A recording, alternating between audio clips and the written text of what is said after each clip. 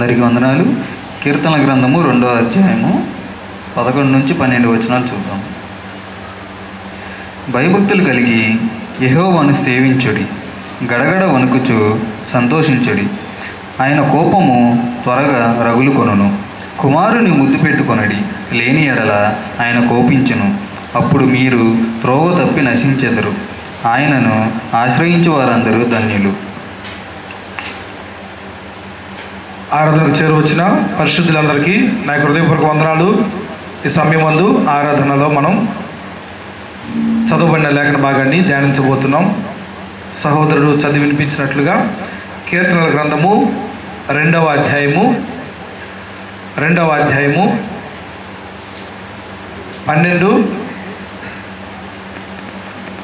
11 నుంచి 12. కీర్తనల గ్రంథము 2వ అధ్యాయము 11-12 వచనాలు మనం చదువుకున్నాం. చూడండి. భయభక్తులు కలిగి యెహోవాను సేవించుడి, గడగడ వణుకుచు సంతోషించుడి. ఆయన కోపము త్వరగా రగులు కొనును. కుమారుని ముద్దు పెట్టుకొనుడి, లేని ఎడల ఆయన కోపించును.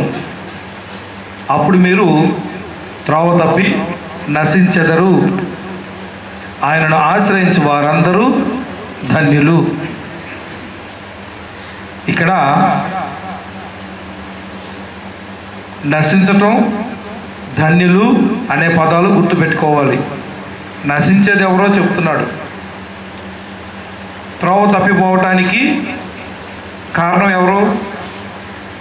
దేవుడిని విసిగించినప్పుడు, దేవుడు వారిని విడిచిపెట్టినప్పుడు వారు ఏ మార్గాలు ఎంచుకుంటారంట?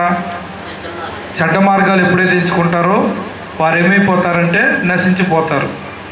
వీటన్నిటికీ కారణం ఏంటంటే, ముందు దేవుడంటే భయభక్తులు ఉండవు, దేవుడంటే వణకరు, దేవుడంటే భయము ఉండదు.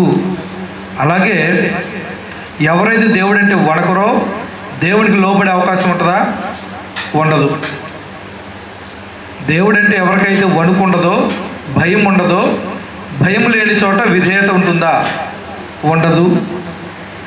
కొన్ని కుటుంబాల్లో మీరు చూసినట్లయితే వాళ్ళ నాన్న పిలిస్తే పిల్లలు ఒక కుటుంబంలో పరిగెత్తుకుంటూ వెళ్తారు. కొన్ని కుటుంబాల్లో 4 సార్లు పిలిచినా వెళ్ళరు. ఎందుకని? ముందు భయం ఉండాలి. లోబడకపోతే శిక్షిస్తారు, నా తల్లిదండ్రులు నన్ను శిక్షిస్తారు కాబట్టి నాకు శిక్ష వద్దు అనుకున్న వాళ్ళు ఏం చేస్తారు? ఒక్కసారి పిలిస్తే పరిగెత్తుకుంటూ వెళ్తారు. ఇంకొక చోట అయితే ఏం చేయరులే, నన్ను శిక్షించరు, నన్ను ఎప్పుడు కూడా కొట్టరు కాబట్టి వాళ్ళు ఒక్కసారి పిలిస్తే వెళ్ళరు, చాలాసార్లు పిలవాల్సి ఉంటుంది. వారు తల్లిదండ్రుల్ని ఇబ్బంది పెడతారు. అంటే భయం లేని చోట విధేయత అనేది దూరం అయిపోయింది. విధేయత ఎక్కడ వచ్చిందంటే, దేవుడు అంటే ముందు భయభక్తులు ఉండాలి. దేవునికి విధేయత చూపించకపోతే వెంటనే శిక్ష వచ్చిందన్న విషయం తెలియాలి. అర్థమవుతుందా?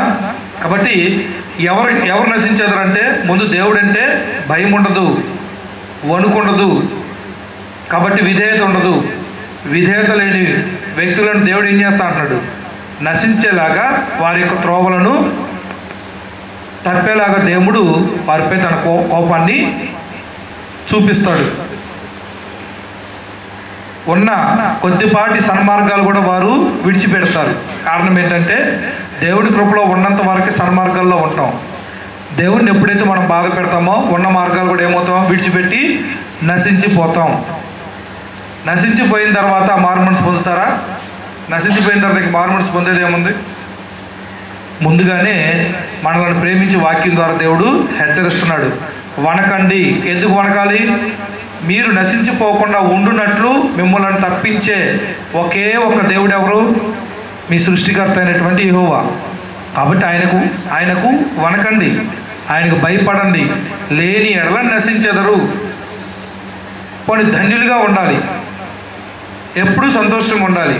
భూమి మీద ఎటువంటి పరిస్థితులు వచ్చినా మనం దేవుడిని ఎప్పుడు ప్రేమిస్తూనే ఉండాలి. ఎప్పుడు సంతోషంగా ఉండాలంటే ఏం చేయమంటున్నాడు? ఆయనను ఆశ్రయించాలి. ఆయనను ఆశ్రయించడం అంటే అర్థం ఏంటి? ఏదన్నా ఒక స్థలానికి వెళ్ళి దర్శించుకొని రావటమా ఆశ్రయించటం అంటే? ఒక ఊరు వెళ్ళి వచ్చి అక్కడికి వెళ్ళి దర్శనం చేసుకొని రావటమా ఆశ్రయించటం అంటే? అదేనా? ఒక పలానా చోట దేవుడు ఉంటాడు అనగానే మనం అప్పో సప్పో చేసి వెళ్ళి చూసుకొని వస్తాం కదా. నాగపట్నం వెళ్ళే వాళ్ళు, రాజమండ్రి వెళ్ళే వాళ్ళు ఉంటారు. వాళ్ళు ఏమని చెప్పుకుంటారు? వెళ్ళి దేవుని దగ్గరికి వెళ్ళి వచ్చామంటారు. అంటే ఇక్కడ లేరు దేవుడు, అక్కడెక్కడో ఉన్నారని నమ్ముతారు. ఆశ్రయించడం అంటే అర్థం ఏంటి? ఆయన మన నుంచి ఏం ఆశిస్తున్నాడు, మనకి ఎటువంటి ఆజ్ఞలు ఇచ్చాడు, వాటిలో మనం నిలబడుతున్నామా లేదా అన్నది ప్రశ్నించుకోవాలి. అది ఆశ్రయించడం అంటే. ఆయన ఆశ్రయించడం అంటే ఆయన మాటలను ప్రేమించటం, ఆయనకు లోబడతాం. సంతోషాలు కావాలంటే,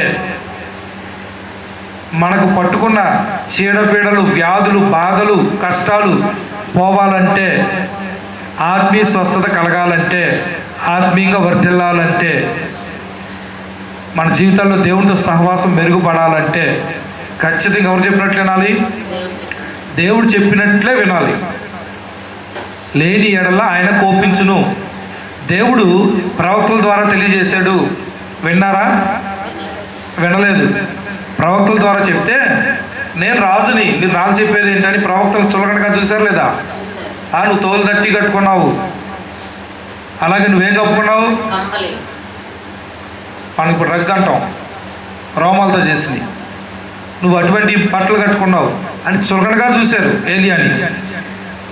ఇన్విటేషన్ ఇవ్వడం కూడా చేతకాల. అంటే వారికి ఏం లేదు, దేవుడి యొక్క మాటలు ప్రకటించేవారంటే గౌరవం లేదు. అంటే మాటలు అంటారా? పోనీ చెప్పే వ్యక్తి అంటేనే గౌరవం లేనప్పుడు అతను నోటి వెంట వచ్చే దేవుడి మాటలు వింటారా? వినరు. దేవుడి మాటలు ఎప్పుడైతే వినరో, దేవునికి ఎప్పుడైతే విధేయత చూపించరో, దేవుడు ఏం చేస్తాడంట? కోపగించుకుంటాడంట. ఎవరి మీదకి వచ్చింది కోపం? విని కూడా లోబడిన వారి మీదకి కోపం వస్తుంది. దేవుని కోపం మన మీద రగులుకుంటే ఆ వ్యక్తులు ఏమైపోతారు? నశించిపోతారంట. నశించిపోతారు. చదవటానికి చాలా ఈజీగా ఉంది, కానీ ఎక్స్ప్లెయిన్ చేయాలంటే చాలా భయంకరంగా ఉంటుంది. నశించిపోవటం అనేది చిన్న విషయం అయితే కాదు, చాలా చిన్న విషయం కాదు అది. నశించటం అనేది మాట్లాడాలంటే చాలా టైం పట్టింది. దేవునికి పూర్తిగా దూరం అయిపోవటం. నశించిపోవటం అంటే ఏంటి? పూర్తిగా దూరం అయిపోవటం. దేవుడు మన మొర వినడు. అటువంటి పరిస్థితుల్లోకి దిగజారిపోతారు, పడిపోతారు, అగాధంలో పడిపోతారు. కాబట్టి ధన్యులుగా ఉండగోరు వారేమో కుమారుని ముద్దు పెట్టుకోమన్నాడు. ఆయన కుమారుణ్ణి ముద్దు పెట్టుకొనిడి, లేని ఎడల ఆయన కోపించును. ప్రతి ఒక్కరూ మేము సంతోషంగా ఉండాలి, ధన్యులుగా ఉండాలి, భూమి మీద ఎటువంటి పరిస్థితుల్లో అయినా సరే మేము తెప్పరిల్లాలి, తేరుకోవాలి, సేద తీరాలి అనుకుంటారు. పరిగెత్తి పరిగెత్తి పరిగెత్తి ఎప్పుడు తీసుకునే విశ్రాంతే. కానీ బాగా పరిగెత్తినప్పుడు తీసుకునే విశ్రాంతికి, ఏ పని చేయకుండా తీసుకునే విశ్రాంతి తేడా ఉందా లేదా? మనకి శ్రమలు, ఇబ్బందులు, వ్యాధులు, ఇరుకులు వచ్చినప్పుడు అప్పుడు వచ్చే విశ్రాంతికి ఉన్న విలువ వేరు. ఒక్కసారిగా అవి మనల్ని విడిచిపెట్టినప్పుడు ఎలా ఉంటుంది? చాలా రిలీఫ్ అవుతాం. దేవుడు మనకి శ్రమలను అనుమతిస్తాడు. లోబడటం నేర్చుకుంటే వాటిని ఎలా దూరం చేస్తాడనే అనుభవాలు కూడా ఉంటాయి మనకి. కాబట్టి శ్రమలు, వ్యాధులు, బాధలు డబ్బులు తీసేస్తాయి అని ఎప్పుడూ నమ్మొద్దు మీరు. ఎందుకని? సమస్త దీవెనలు పరలోకం నుంచి వస్తాయి. శ్రేష్టమైనవి అన్నీ కూడా పరలోక సంబంధమైనవి.